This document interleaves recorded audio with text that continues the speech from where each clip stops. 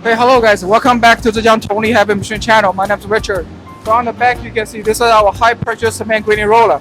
As for the structure you can see this is the oil station, and you can see those we have 4 oil cylinders that give a constant pressure to the grinding rollers. And then as you can see these are the 2 grinding rollers, and then we have 2 types of grinding roller. We have stud surface roller and also welded surface roller. But in cement industry, welded surface grinding roller are more often used. And then you can see, so this is the cement grinding roller. After the clinker is collected from the port, it is sent to this grinding roller for primary crushing.